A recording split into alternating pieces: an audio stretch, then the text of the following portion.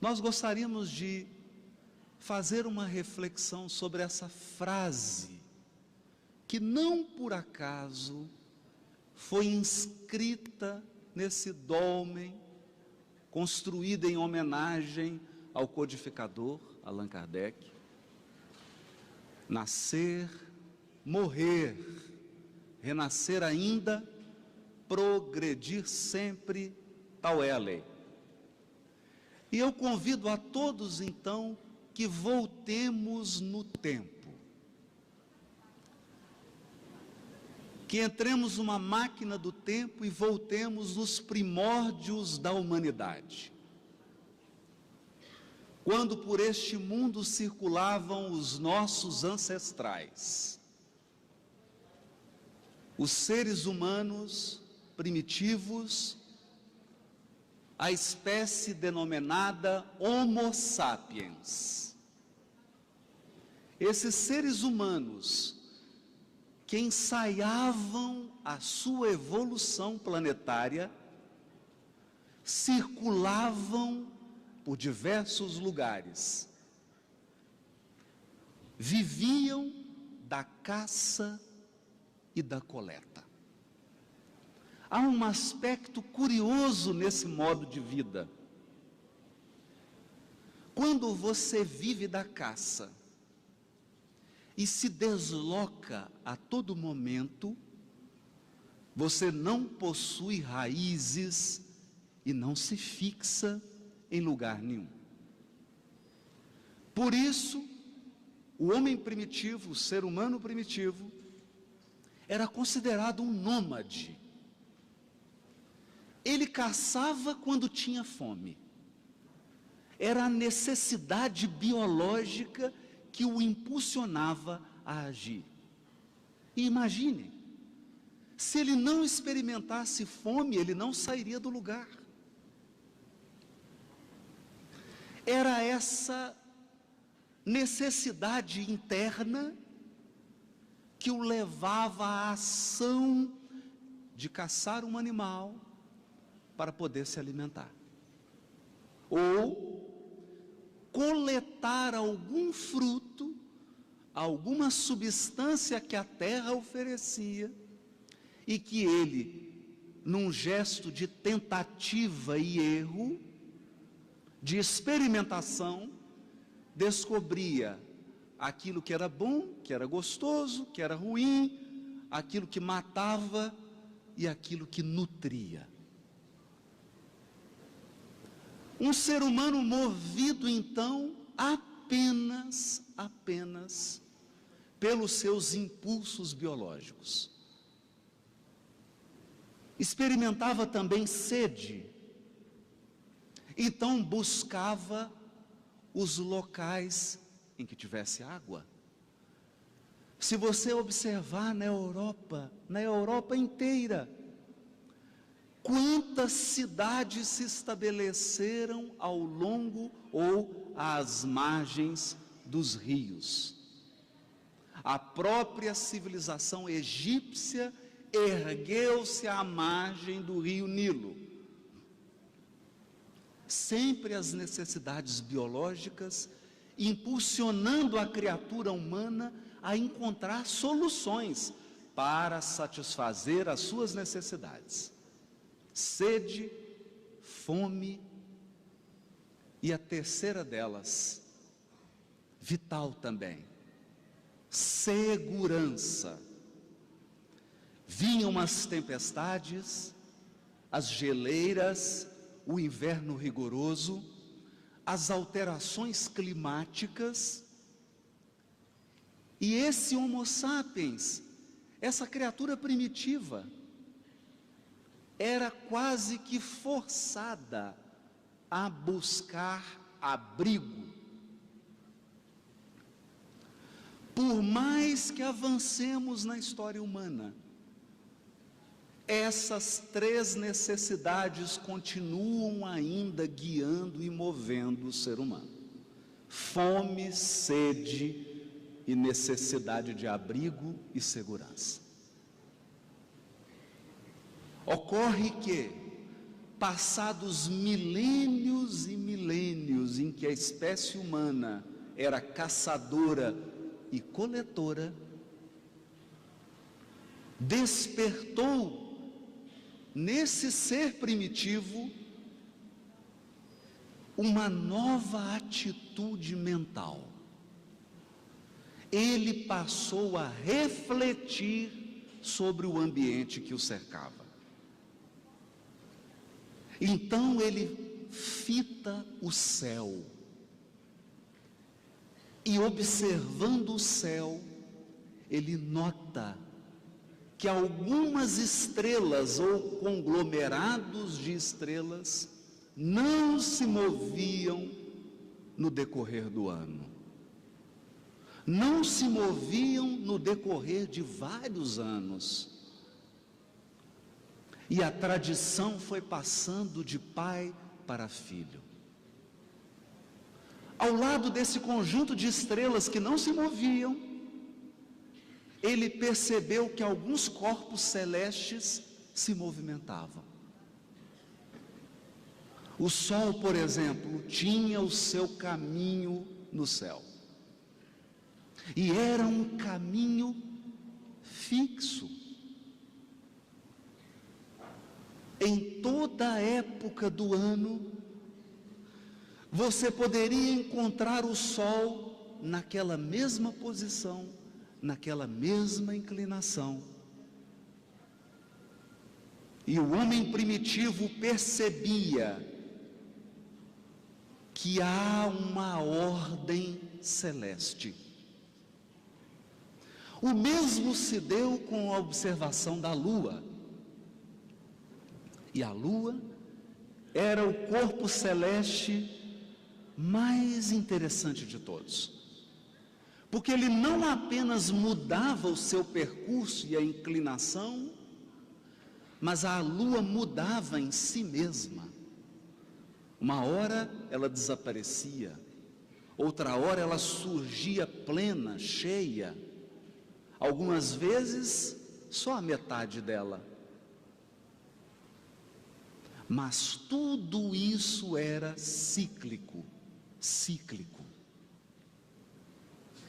Esse ser humano, Homo sapiens, então, começa a refletir e chega a uma conclusão muito simples. Há uma ordem cíclica na natureza. A natureza é composta de ciclos perfeitamente ordenados, que não falham. E então se encantou. Surgem as tradições, as danças, os cantos, as poesias. Aquele ser humano tem necessidade de cantar, de retratar na pintura, na cultura rudimentar, a ordem que ele observava na natureza. Mas então, depois que ele percebe essa ordem, ele nota que ele poderia utilizar esses padrões de regularidade, utilizar esses padrões da natureza para melhorar a sua vida. E surge a agricultura. O que é a agricultura?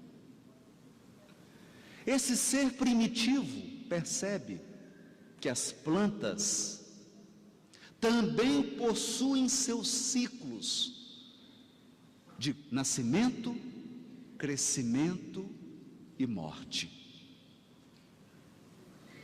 Percebem que se você planta numa época específica, porque precisa ser num momento específico, daí um tempo você vai colher numa época específica. Essa é uma lição valiosa do ser humano na Terra. Porque ele consegue entender que não basta fazer a coisa certa. Era preciso fazer a coisa certa no momento certo. Não bastava plantar uma determinada cultura, era preciso plantar aquela cultura naquele mês específico, porque se fosse em outro mês, ele não colhia. Então esse sentimento de ordem, esse sentimento de harmonia, esse sentimento de que a vida possui seus ciclos, começa a se tornar um conhecimento prático, começa a se tornar realidade cotidiana. E nós então damos o grande passo. Saímos de uma vida de caçadores e coletores para uma vida de agricultores. Agricultores. Não era mais necessário ficar à mercê dos animais. Não era mais necessário sair sentindo-se inseguro e com medo para caçar o alimento do dia. Agora, esse ser humano entendia que ele poderia manipular as espécies, as sementes, poderia cuidar da terra. E se ele observasse o padrão de ordem que existe na natureza, ele iria colher fartamente. Então ele se fixa, no início em tribos, depois em comunidades maiores, depois ele começa a construir aglomerados, que nós podemos hoje chamar de cidades. Não tinham esse nome e elas nem se aproximam das nossas cidades de hoje, mas o conceito é o mesmo. As pessoas se fixam na terra. Por quê? Por que agora elas não tinham necessidade de vagar, de andarem desnorteadas e desorientadas? Porque elas aprenderam que a natureza possui ciclos. Essas pessoas aprenderam que a natureza possui ordem, leis, e que se você for suficientemente inteligente para aceitar isso, e se você for suficientemente habilidoso para usar isso, você vive melhor. Melhor.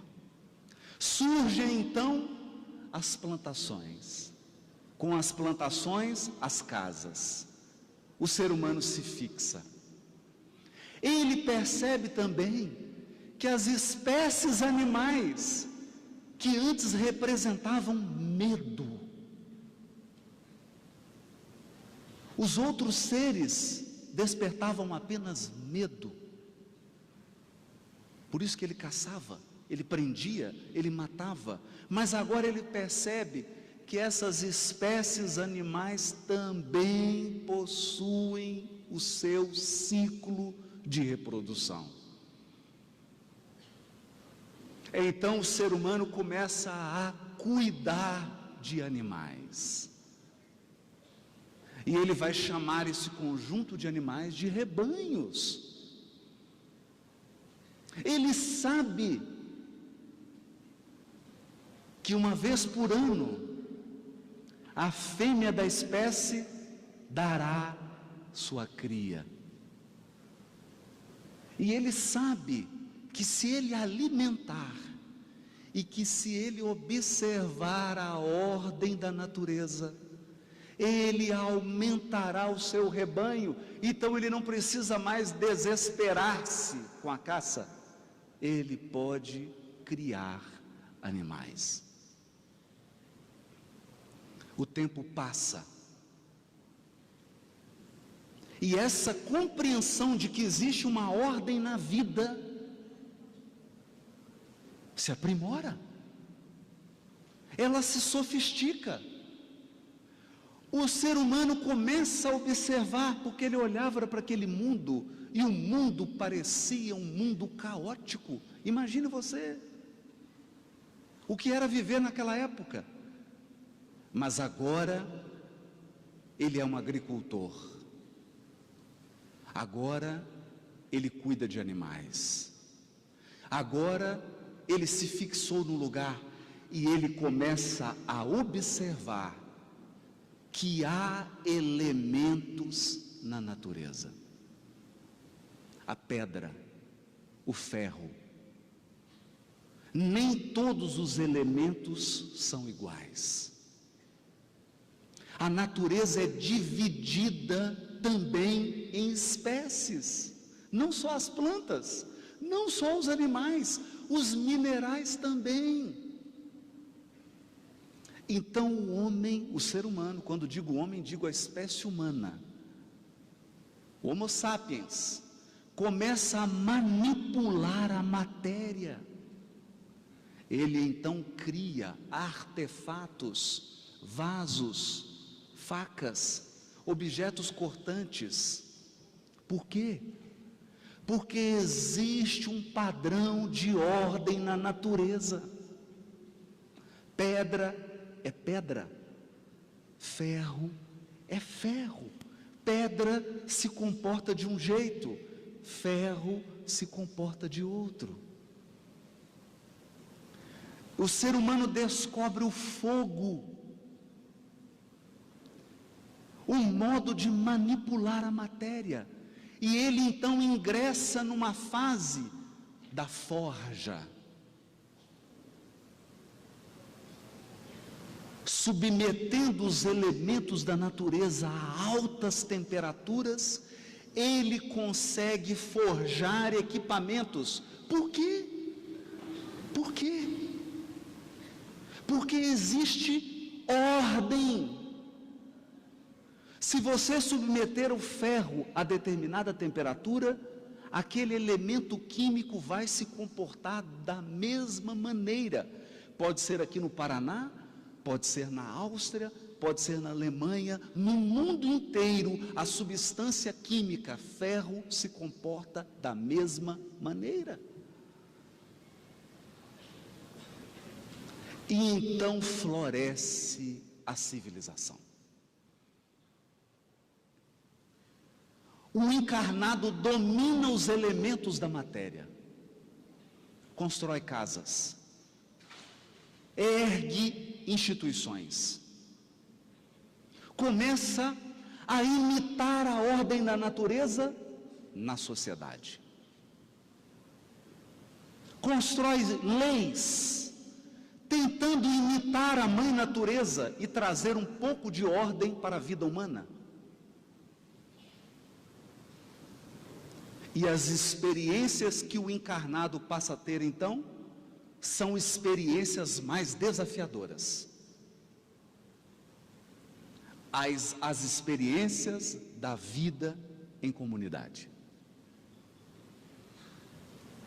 Acontece que, vivendo em comunidade,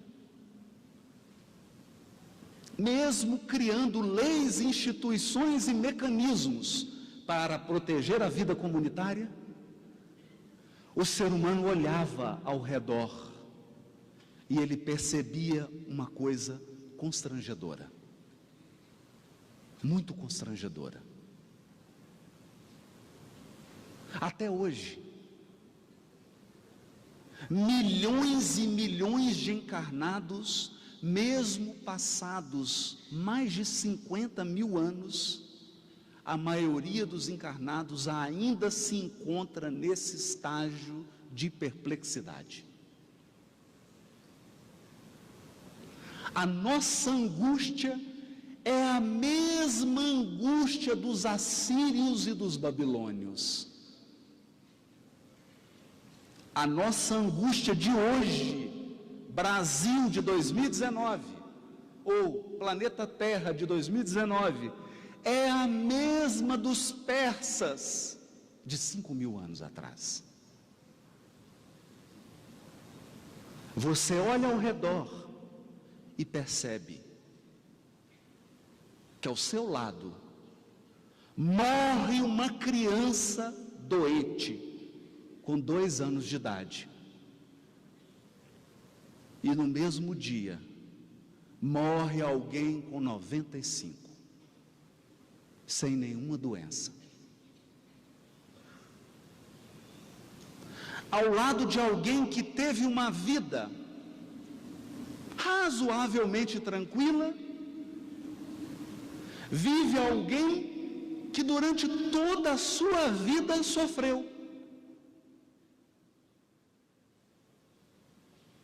Ao lado de uma família que tem 3 filhos, que criam seus filhos, esses filhos se casam, vivem bem, há uma outra família que perdeu todos os filhos em um acidente.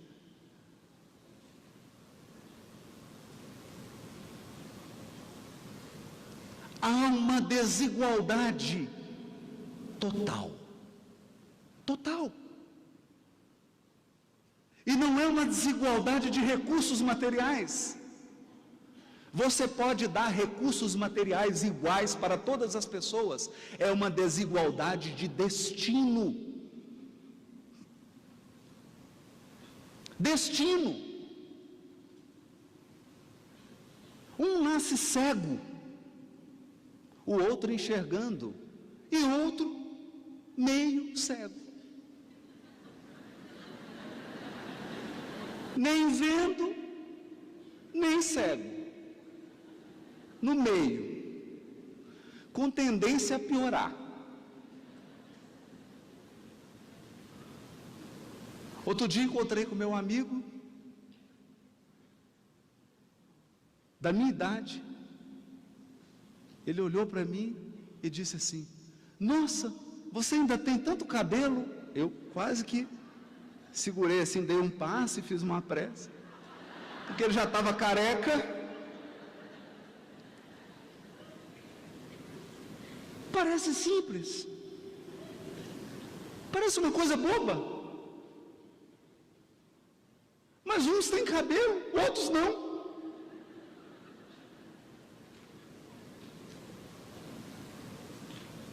Uns possuem uma vida afetiva estabilizada, outros vivem tormentas. Uns nascem e, mesmo sendo responsáveis, trabalhadores, talentosos, têm uma vida material desafiadora. Outros nunca passaram uma dificuldade material. Então você volta a olhar para a natureza e observa, você olha para o céu, e o céu continua exatamente o que era há centenas de milhares de anos.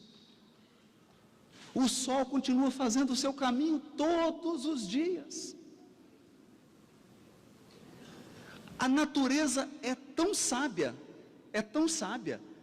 que nós podemos fazer uma previsão. Por exemplo, todo ano, dia 25 de abril, tem sol em Curitiba. Pode anotar, é 25 de abril. Nos outros dias está nublado e com frio. Então você olha para o céu, tem ordem. Você olha para as plantas, tudo tem ordem. O café tem seu ciclo, a alface tem seu ciclo, a soja tem seu ciclo, o arroz tem seu ciclo. O arroz você tem que plantar num determinado mês, o café em outro, o alface em outro. Lembre-se, não basta fazer a coisa certa, é preciso fazer a coisa certa no momento certo. Tudo tem ordem, mas quando você olha para a sua vida, é uma desordem.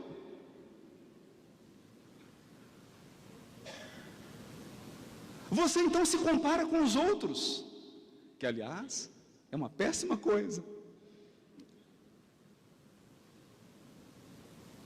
E eu não estou falando de desigualdade social ou material, eu estou falando de desigualdade de destino.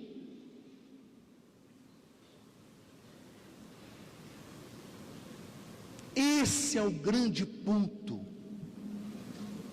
Esse é o grande dilema humano. É isso que nos tira o sono. Dois irmãos nascem na mesma casa. Dois irmãos, filhos dos mesmos pais, receberam a mesma educação, receberam os mesmos recursos e têm vidas absolutamente diferentes. E não estou falando dos casos extremos, não. Os dois são responsáveis, os dois são estudiosos, os dois são honestos, os dois são justos, mas um parece que teve mais sorte.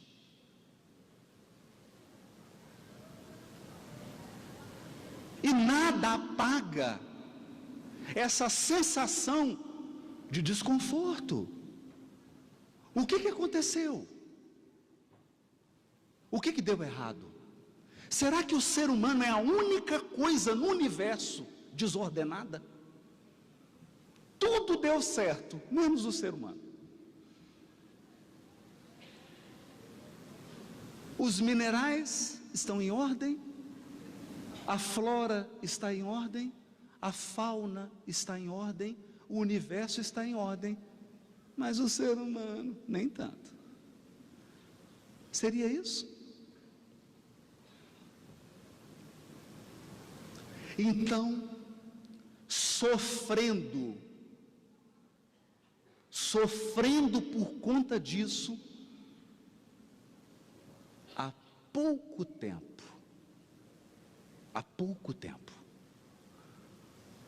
há uns 5.000, 10.000, tá bom, 15.000 anos atrás, nós começamos a fazer uma experiência que eu poderia chamar de experiência religiosa filosófica. Nós precisávamos encontrar uma explicação. Por que Maria e José, ou Joaquim e Manuel, ou Alfred e Mirna, tiveram 3 filhos, os 3 morreram. E a sua irmã teve 4 filhos, e os 4 estão vivos, muito bem, obrigado.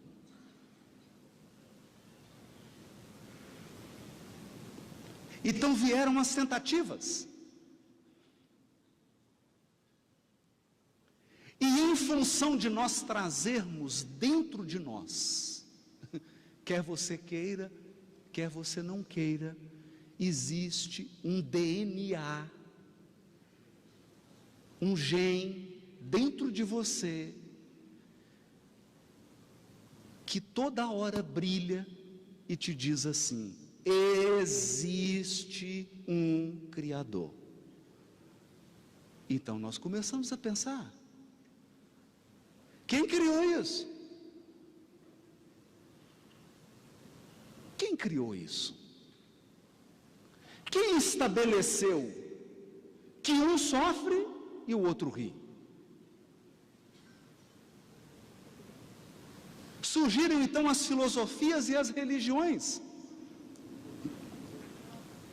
Eu poderia aqui voltar à Grécia Antiga. Hesíodo, que inspirou o grande poeta Homero, Hesíodo escreveu os Trabalhos e os Dias. E ele arrumou uma explicação. A explicação não é convincente, mas ela é até engenhosa. Então, qual foi a primeira explicação? A primeira explicação foi o seguinte: o mundo foi criado por um casal. Por um casal. Então criaram tudo, a natureza, mineral, as plantas, os animais, no início do casamento. Porque eles estavam bem, se amavam. Mas aí o casamento começou a se desgastar. Isso antes deles criarem os seres humanos. Quando eles já estavam pensando em divórcio, resolveram criar o ser humano. E aí, nas vésperas de criar o ser humano, veio o divórcio, mas a mulher já estava grávida. Já estava grávida, com muita raiva do marido. Na época, não tinha divisão de bens, nem justiça para poder fazer o divórcio e a separação de bens.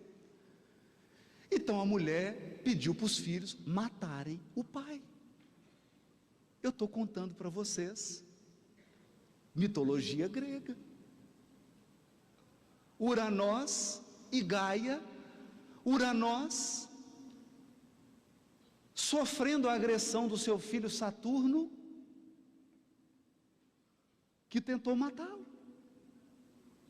Uranós o céu, Gaia a terra, Saturno o tempo. Então eu estou falando grego com a sua imaginação. Mas o que significa isso? A partir de Saturno e da tentativa de matar o seu pai, surge uma multidão de deuses. E essa multidão de deuses vai criar, cada um, uns tipos de gente para morar na terra. Por isso que todo mundo é diferente.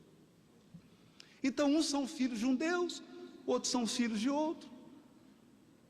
Aí você conseguir explicar essa bagunça que é o ser humano. E essa diversidade que há na vida humana. Tudo parecia ter sido explicado, mas quem se convencia disso? É mais ou menos se eu dissesse assim: vamos separar esse auditório em 3 partes. A turma da esquerda é a turma que vai nascer só sofrer. Combinado? Só paulada.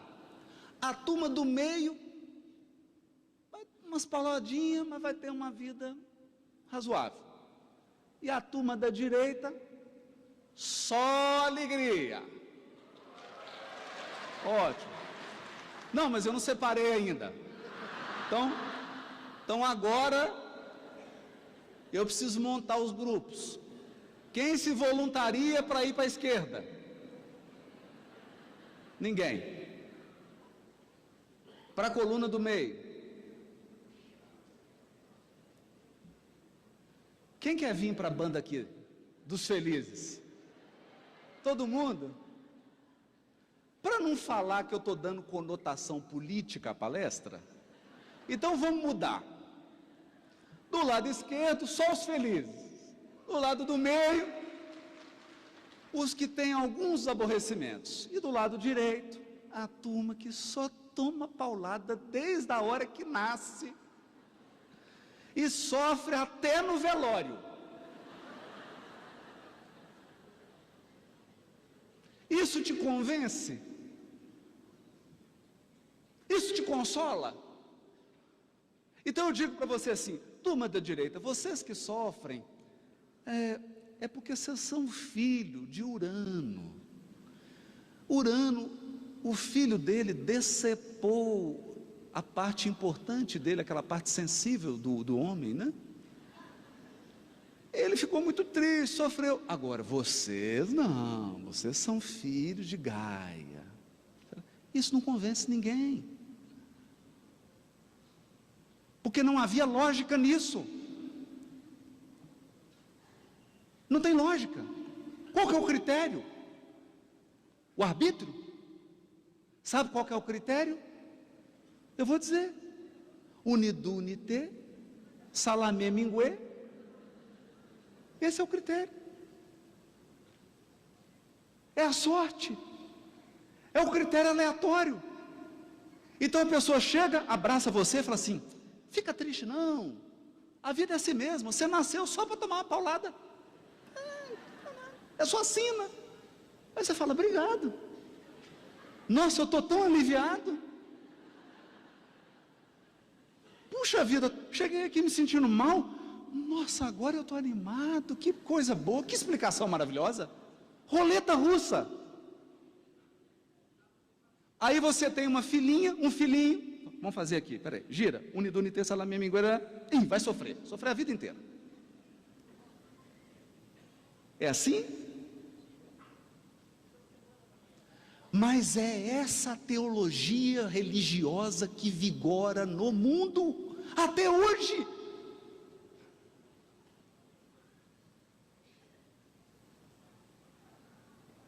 A maioria, as principais religiões do mundo, apenas reeditaram a obra de Hesíodo, os trabalhos e os dias.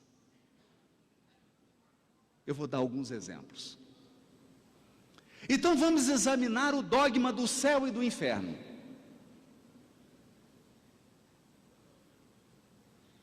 Uns vão para o inferno, outros vão para o céu. Há alguns teólogos que chegam a dizer, você já nasce com um bilhete comprado. Então, não se preocupe. Se você tiver que ir para o inferno, você vai mesmo.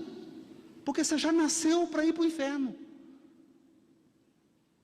E quem nasceu para ir para o céu, vai para o céu. É a teologia da predestinação. Deus já escolheu quem vai queimar e quem vai comer uva e tocar harpa. Ponto final. E essa teologia vigorou e tem até hoje milhares, centenas de milhares de adeptos. E nessa proposta religiosa, o que você tem que fazer? Tem que convencer ninguém. Não tem que ficar fazendo conferência espírita do Paraná. Você tem só que identificar quem que nasceu para ir para o céu, reunir e dar tchau para quem nasceu para ir para o inferno. É simples. Te convence? Não, me convence. Te convence? Então tá. Você vai para o inferno, sua mãe vai para o céu. Aí ficou desconfortável. Não é? Porque essa tese só é confortável se toda a sua família e os seus amigos forem para o céu, não é mesmo? Agora, se tiver que dividir, está você, sua mãe, seu pai, a esposa, o marido, os filhos, aí divide. Vem cá. Não, você vai para o inferno. Mas nós vamos ficar separados? Para sempre. Você gostou? Você se sentiu consolado? Então você chega e fala, nossa, eu estou passando tanta dificuldade na vida. Preocupa, você nasceu para ir para o inferno. É predestinação. Você já nasceu para ir para o inferno. É só contar o dia. Te consolou? Você está animado? Seu sábado vai ser melhor? Não vai?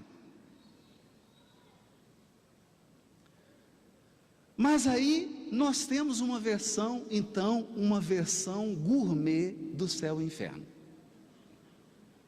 Uma versão light.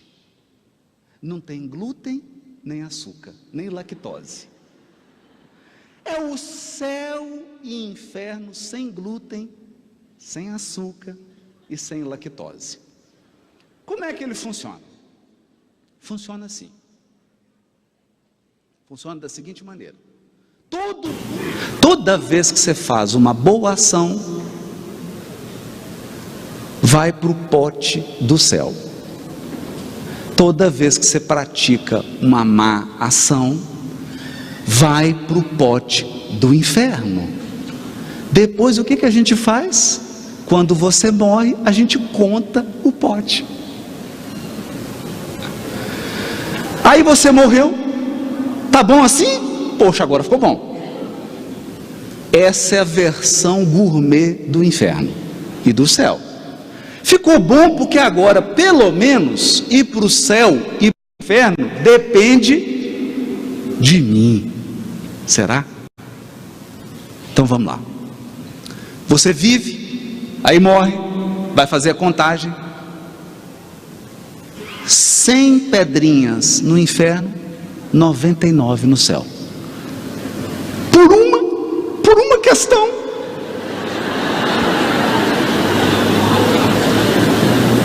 Aí você está lá no seu velório, fala, deixa eu voltar, pelo amor de Deus. Faltou uma pedrinha, deixa eu voltar. Faz sentido? Agora vamos examinar melhor. Vamos examinar melhor.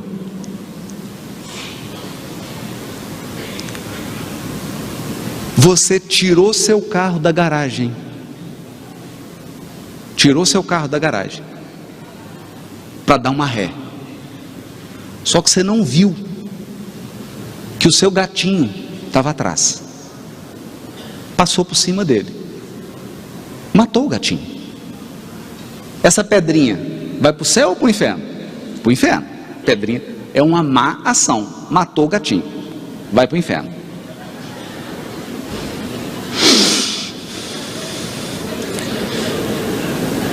Aí, a outra pessoa, que era criança, má e que foi educada a desrespeitar os animais, pegou uma pedra e jogou e matou o gato. É uma má ação. A pedrinha dele vai para qual pote? Vai para o pote do inferno. Mas, opa, está justo isso? Eu dei uma ré, não queria matar meu gato, era meu. Eu amo meu gatinho. Eu fiquei 2 meses de luto. O outro matou por maldade e a pedra contou o mesmo peso. É justo isso?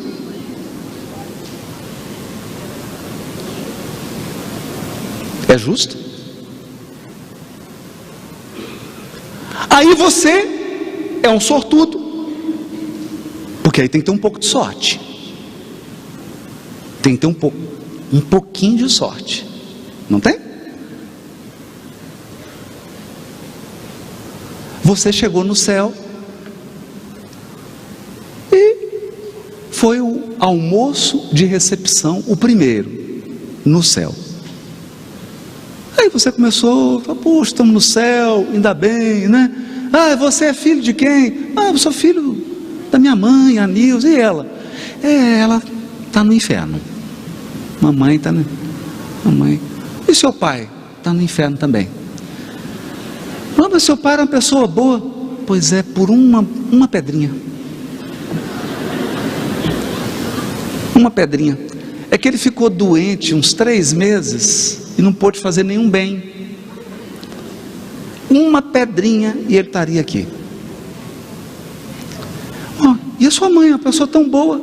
Nossa, mas olha, ela sem querer, num acidente,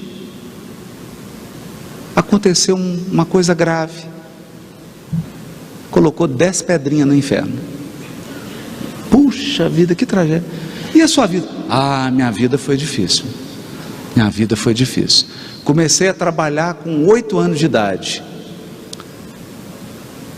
E aí a pessoa conta aquela ladainha, numa vida de esforço, de sofrimento. Aí pergunta, e você? Está aqui no céu também? Não, eu tranquilo. Nasci em uma família muito boa, meus pais muito bons, mamãe e papai estão aqui no céu. É mesmo?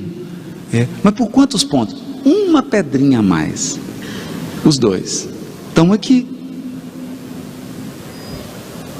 Mas me conta um pouco da sua vida.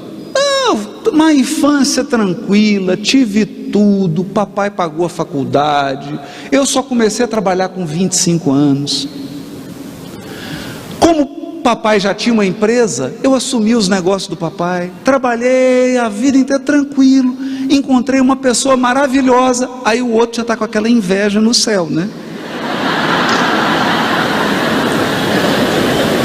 Mas você não teve nenhum problema no casamento? Não, casei com a minha alma gêmea. Teve filhos? tivemos 3 filhos. Não, mas deu problema nos filhos, né? De jeito nenhum. Os 3 já estão com tanta pedrinha que já está garantida a vinda para o céu. Bem educados, religiosos. Não, mas aí você morreu de alguma doença, né? Não, estava assistindo televisão, 95 anos, de repente morri.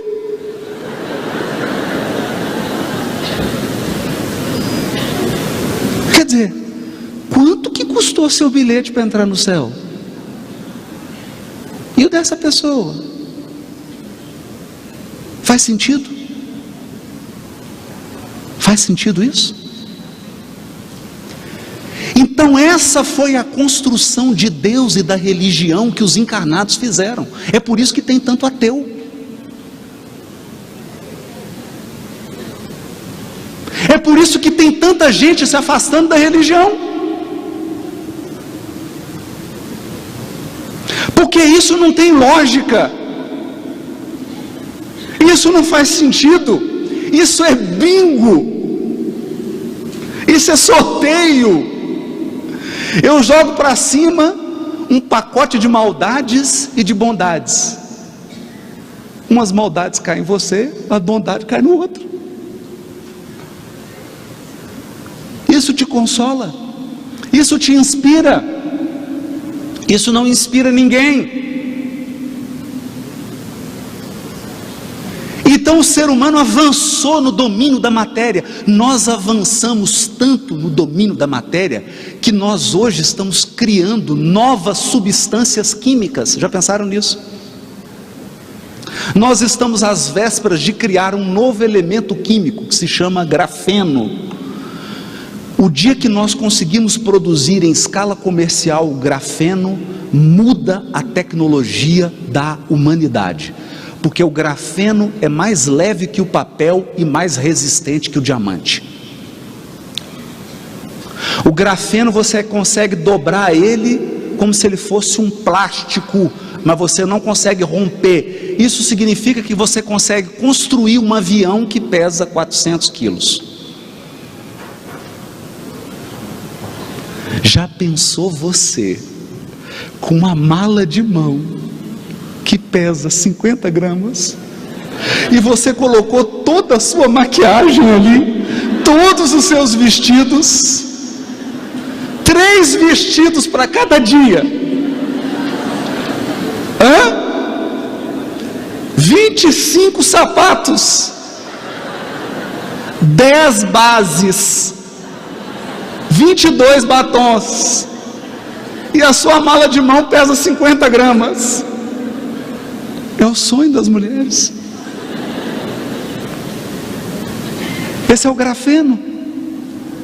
Nós dominamos a matéria. Nós construímos um sistema social e econômico que hoje é global e mundial. Mas em matéria de espiritualidade nós somos homo sapiens primitivos.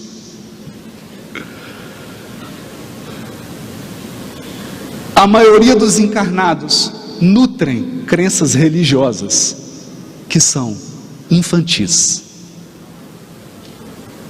Eu não estou ofendendo ninguém. Eu estou dizendo a crença. Então, em 1857, seres mais evoluídos que nós, nossos irmãos, pessoas na essência iguais a você, iguais a mim, só que mais evoluídos, mais avançados, mais experimentados, se reuniram e tomaram uma decisão: vamos ajudar essa turma? Vamos.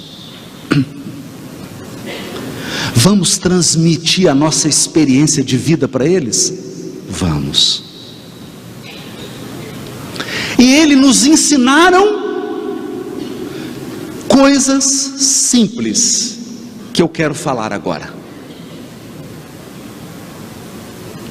Você planta milho, anda pelo Paraná, agora é a época do plantio do milho. Anda pelo Paraná. Daqui a pouco vai ser da soja. Anda pelo Paraná. O milho está começando a crescer. Plantou 1 mês e meio atrás, 2 meses atrás. Ele começou a crescer, ele está crescendo. Daqui a pouco começa a surgir a espiga. Daqui a pouco a espiga começa a ter o milho, o grão verde. Daqui a pouco tem pamonha. Daqui a pouco o milho fica amarelo, começa a ficar duro. Daqui a pouco seca tudo. Daqui a pouco fica só palha, tudo seco, e você precisa arrancar. Mas ano que vem, você planta de novo, o milho cresce, surge a espiga, surge os grãos verdes, pamonha de novo,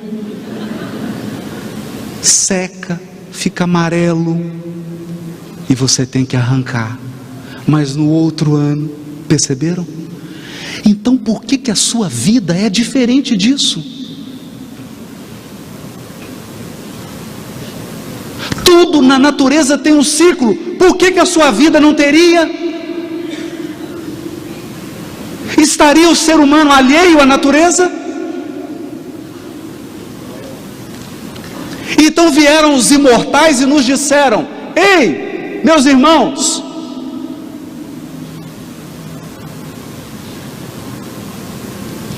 seus pamonhas, carinhosamente, olha para o milho. A vida de vocês também segue o ciclo. Anota. Aí você pegou o papel e a caneta. Pode dizer. Eu vou dizer para vocês o ciclo da vida do espírito imortal. Nascer,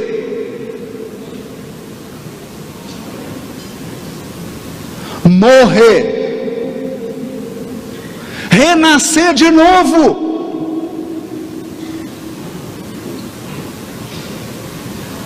Opa, repete.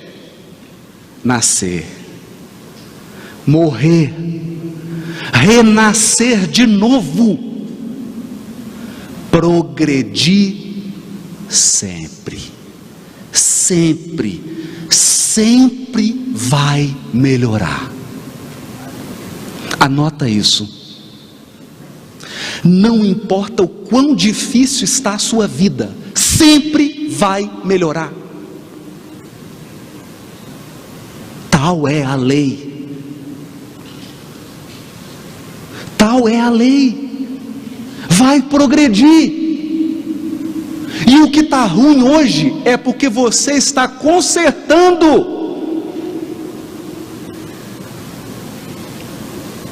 Então olha para a sua vida. Eu tenho certeza que não está tudo bom. Nunca vai estar. Nunca. Nunca. A gente vai chegando numa idade, aí você começa a conversar com as pessoas. E aí, meu amigo, como é que era 25 anos atrás? Nossa, rapaz, não tinha dinheiro para nada, Jesus amado.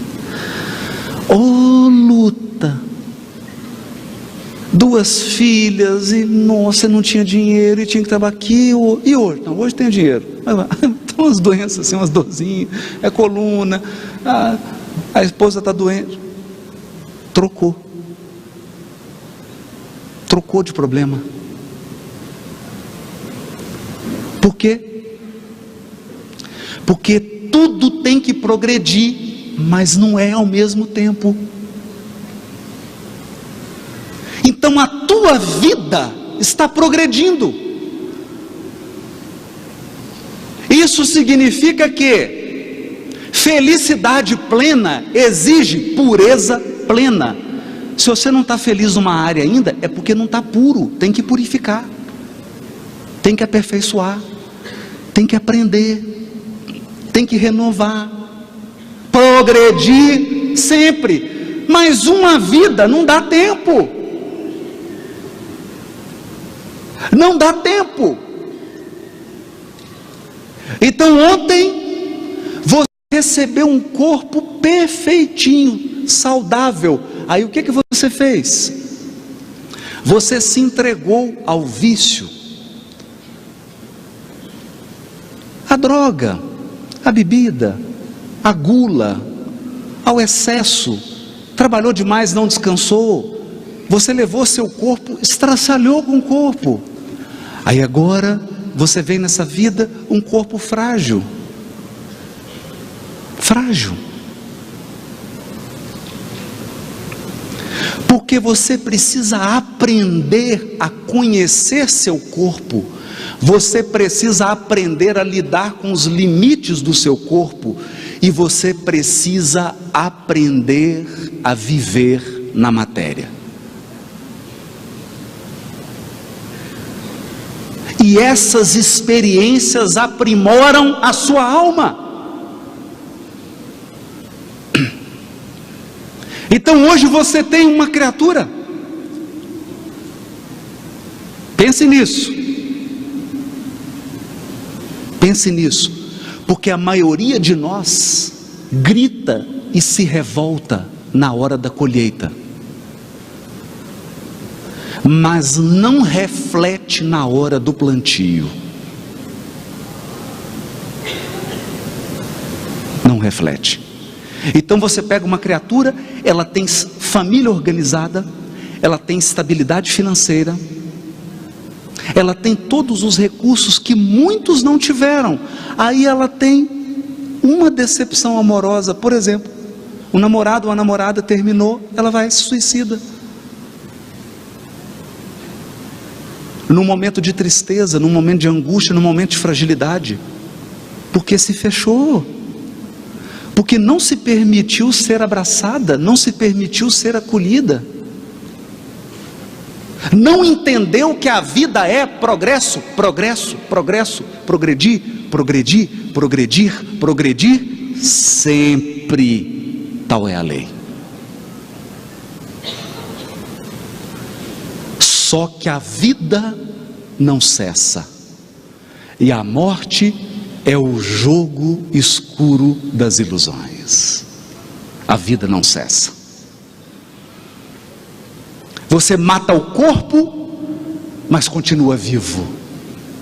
Essa criatura chega no mundo espiritual, e amanhã, daqui 10 anos, 15, 20 anos, nasce uma criança. Nasceu uma criança na sua família, e essa criança morre de uma doença com 2 aninhos de idade, com 3 aninhos de idade, e você diz assim: meu Deus, por que isso aconteceu? Por que isso aconteceu? Por quê? Porque o espírito imortal, que numa vida anterior, por exemplo, eu estou dando um exemplo, não significa que isso é uma regra, cada caso é um caso, cada caso tem uma explicação. Estou dando um exemplo apenas para a gente refletir. Essa criancinha é um espírito que ceifou a própria vida, lesou o perispírito, e agora ele está tentando reajustar o perispírito. Então às vezes é necessário ele vir numa vida para ajustar, para ele conseguir um corpo para uma encarnação futura. Nascer, morrer, renascer ainda, mas progredir sempre, tal é a lei. Portanto, eis porque os destinos são tão diferentes.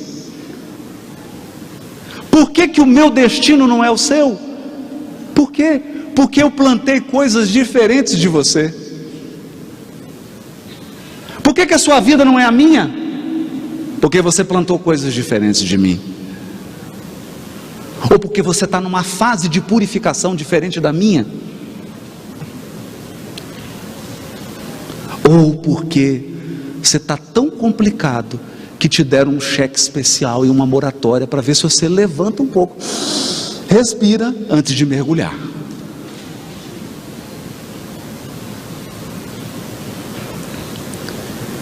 Surge então o conceito de evolução espiritual. E agora O Espiritismo nos apresenta uma imagem de Deus completamente diferente de tudo. Completamente diferente de tudo. Eu vou tentar dizer uma linguagem assim mais moderna, mais Deus é o seu coach. É o seu coach.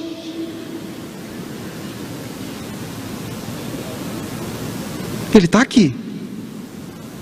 Aí você fala assim: pai, eu acho que eu vou plantar pimenta, porque eu quero ver o negócio arder. Ele fala assim: essa pimenta é indiana. Você tem certeza? Ah, tem, eu quero que arde mesmo. Essa pimenta é forte. É isso que você quer? É o que eu quero. Aí você planta. Só que você plantou 10 hectares de pimenta. Isso aqui é burrice nossa. Porque em vez de você plantar 1 metro quadrado de pimenta, não, você quer plantar tudo. Aí já planta, fica aquele perdendo de vista de pimenta. A hora que nasce a pimenta, aí você chega: pai, acho que eu plantei muita pimenta. Não dá para, lá na Conferência do Paraná, dividir não essa colheita? Tem 10 mil pessoas, 1 pimenta para cada um. É, filho, só que cada um tem o seu plantio. E o que eu faço com tanta pimenta agora? Agora.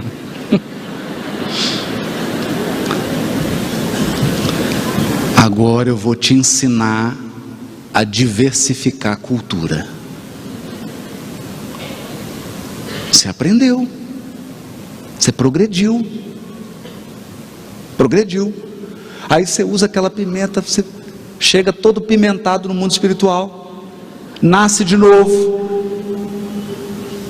Pai, estou com vontade de plantar uma pimenta.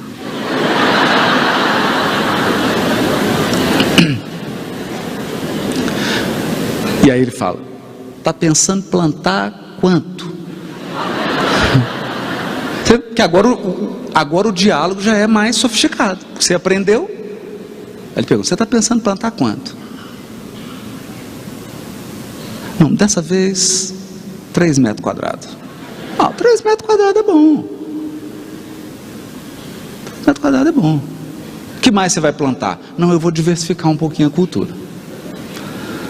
Vou plantar um pouco de pimenta, um pouco de café, um pouquinho de soja, um pouquinho de arroz. Percebe? Então não tem nenhum Deus juiz de barba aqui esperando você, doido para te condenar. Não tem. Existe um pai que não vai decidir para você. Deus não vai decidir para você.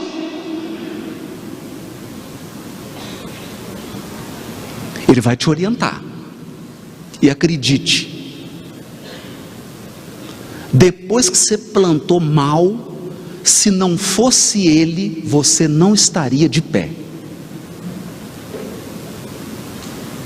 Porque depois que a gente faz a bobagem, Ele fica do nosso lado ajudando a resolver. Então, deixa eu te dizer o seguinte: se a sua vida hoje são 5 alqueires de pimenta, fica calmo. Segura na mão de Deus e vai.